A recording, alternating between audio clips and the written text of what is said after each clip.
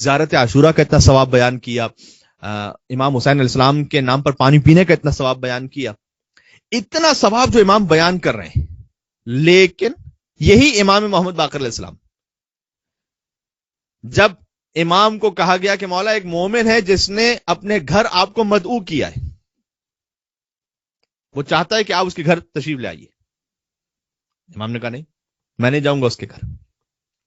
کیوں؟ کیا کوئی تکلفات ہو رہے ہیں؟ نہ تکلف کی کوئی بات نہیں۔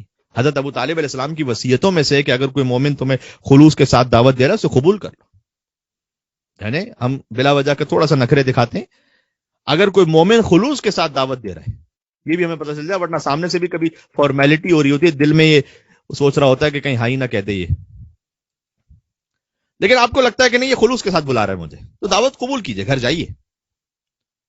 ان حالات میں نہیں جو اس وقت لاک ڈاؤن میں، لیکن اللہ خیر سے ان حالات کو بھی گزار دے انشاءاللہ۔ مولا نے کہا میں نہیں جاؤں گا۔ کہا مولا کیوں نہیں جائیں گے آپ اس کے گھر؟ مولا نے کہا وہ آقا والدین ہے، اس کے والدین اس سے راضی نہیں ہے۔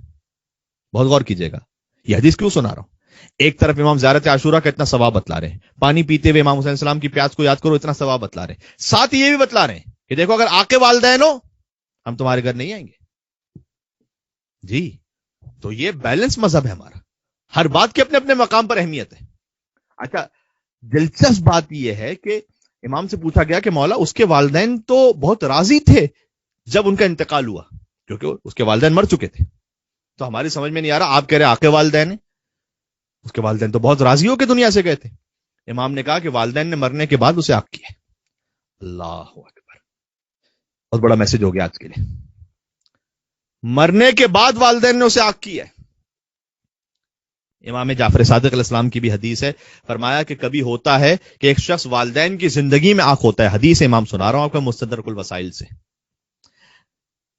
کہ جلد نمبر 15، ایک شخص والدین کی زندگی میں عاق ہوتا ہے لیکن ان کے مرنے کے بعد امام نے فرمایا ان کے لیے وہ روزہ رکھتا ہے، ان کی قضا نمازوں کو انجام دیتا ہے، ان کے قرضوں کو ادا کرتا ہے، حتی یکتب بارن، یہاں تک کہ لکھ دیا جاتا ہے کہ یہ نہیں نیک اولاد میں سے۔ والدین سے آپ کا تعلق ان کی وفات کے بعد بھی ختم نہیں ہوتا، سجائے کہ جن کے والدین حیات ہیں اور وہ انہیں ناراض کر کے بیٹھے ہوئے ہو۔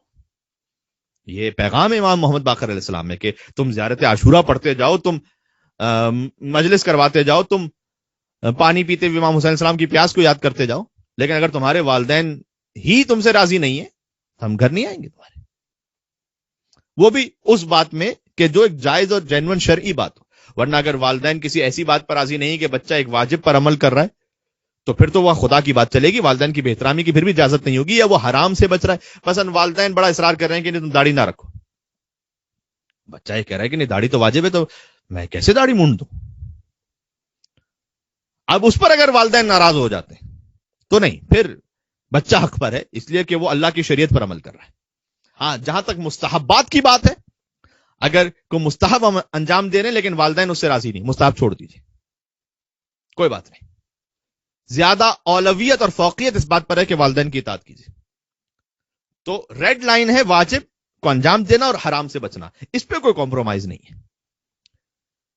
تو امام نے فرمایا کہ کبھی ایک شخص، ایک بچہ ہوتا ہے کہ جو والدین اس کی زندگی میں انہیں عاق کرتے ہیں لیکن مرنے کے بعد وہ ان کے لیے روزہ رکھتا ہے، نمازوں کو انجام دیتا ہے، ان کے قرضوں کو ادا کرتا ہے، اسے نیک لکھ دیا جاتا ہے۔ اور بالکل اس کے برعکس کبھی وہ نیک ہوتا ہے اور والدین کے ساتھ جب زندگی میں بڑا نیک تھا، جب وہ والدین گزر گئے تو مرنے کے بعد نہ ان کے قرضوں کو ادا کرتا ہے، یعنی نہ ان کے حقوق کو ادا کرتا ہے، نہ ان کے ساتھ کوئی نیکی پہنچاتا ہے، حتی یکتب آقن، یہ روایت کا جملہ ہے، اسے آق لکھ دیا جاتا ہے۔ بات بازی ہو رہی انشاءاللہ۔ عزیزان گرامی، یہ ہمارے لیے پیغام ہے، حقوق الناس بھی بالخصوص حقوق والدین اتنی توجہ، غم امام حسین السلام پر بھی ویسی توجہ۔